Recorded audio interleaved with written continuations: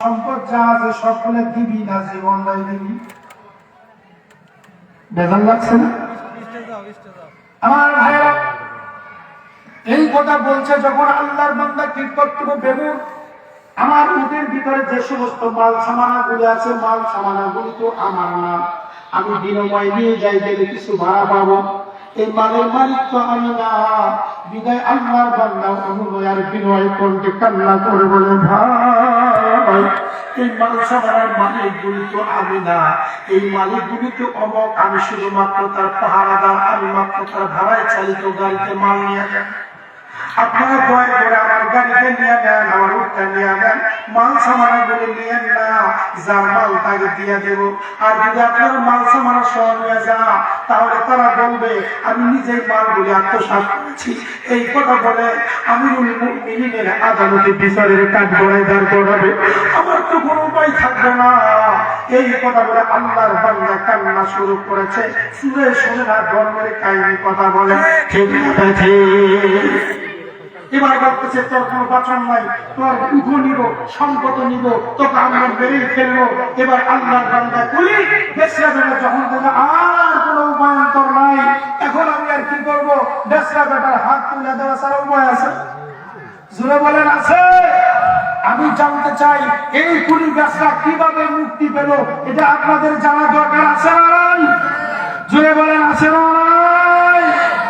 এই কুড়ি বেশরা কিভাবে ডাকাতের হাত থেকে মুক্তি পেল, এই ঘটনা যদি জানতে হয় একটু বিরক্ত করব।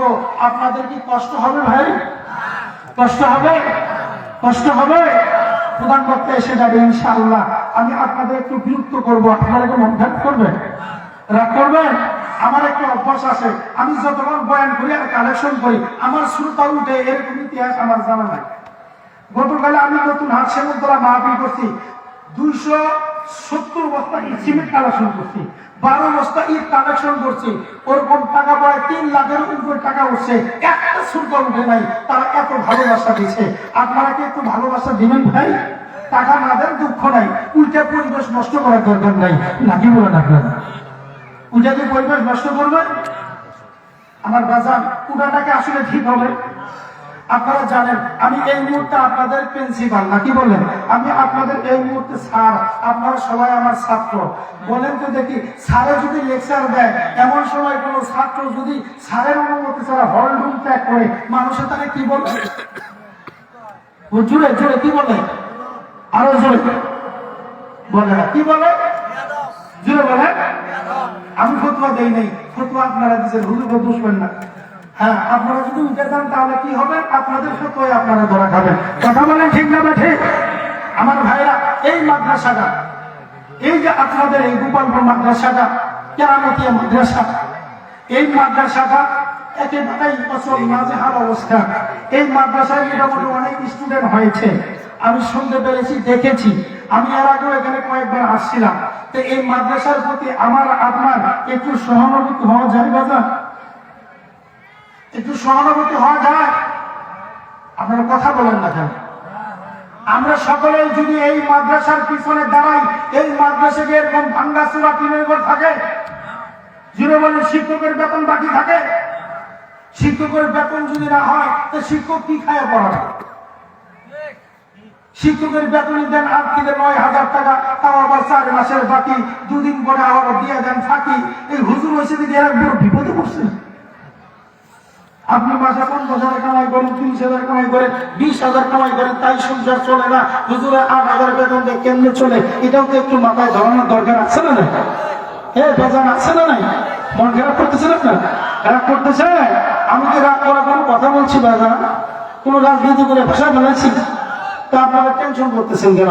এই মাদ্রাসার জন্য আমি আপনাদের কাছে চাবো, আপনারা দয়া করে আল্লাহর রাস্তে এই মাদ্রাসার জন্য, মসজিদের জন্য, এই মাদ্রাসার জন্য, মসজিদের জন্য আপনারা একটু সহযোগিতার হাতটা প্রসারিত করবেন তো ইনশাআল্লাহ। জোরে বলেন ইনশাআল্লাহ। আমার সাথে শত্রুতা আছে, আপনার সাথে, আপনার সাথে শত্রুতা আছে, অমুকের সাথে, তমুকের সাথে। রসুলের সাথে কি কোনো শত্রুতা আছে দাদা? রসুলের সাথে শত্রুতা যে করবে, ওর কি বাংলাদেশে বেঁচে থাকার অধিকার আছে?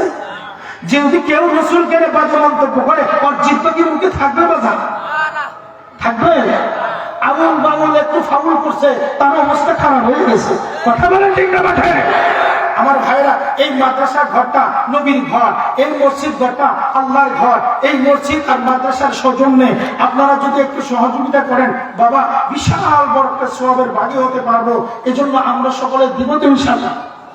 আমরা কে কে দিব? দুটো হাত তোলা জায়গায়, কম হোক আর বেশি হোক, কেউ মারবো না। লিল্লাহি তাকবীর, লিল্লাহি তাকবীর। আপনার হাত তোলা নাই অনেকেই, সম্ভবত জাপ ধরছে, ঠান্ডা লাগছে, ঠান্ডা পানি এনে আছে। আমি একটু পটল মুখে দিছি, একবারে অবস্থা খারাপ। ঠান্ডা পানি খাইলে আরো ঠান্ডা দিলে গরম হয়ে যাবে। জি ভাই, এই মাদ্রাসার জন্য আচ্ছা এই 20,000 টাকা দেওয়ার মতো নিশ্চয় এখানে কেউ আছে? আছে না নাই? জোরে বাইরে আছে না নাই? এই এলাকার মধ্যে অনেক বড় লোক আছে, আমি জানি। অনেক প্রকার ব্যবসায়ী আছে এই এলাকায়, তাও আমি জানি। আমার বাড়ি তো বেশি দূরে না ভাই, আমার বাড়ি তো ভ্রুঙ্গা বাড়ি। আমি তো জানি আপনাদের পাগলাটে আমার কোন সব করাই দিই, আপনার ডিউটি দেই না। অর্থাৎ আমি আপনাদের সবারই চিনি, এই এলাকার মানুষেরও ভালো করেই চিনি। এই এলাকার মধ্যে 20,000 টাকা দেওয়ার মতো ডোনার আছে না নাই? আওয়াজ করে আপনার বলেন না, সাহসটা বাড়ায় না। আছে না নাই? আছে না নাই? আপনাদের চোখের সামনে ভাসতেছে, ঠিক না? আছে না নাই? এই শরীফুল ভাই কই?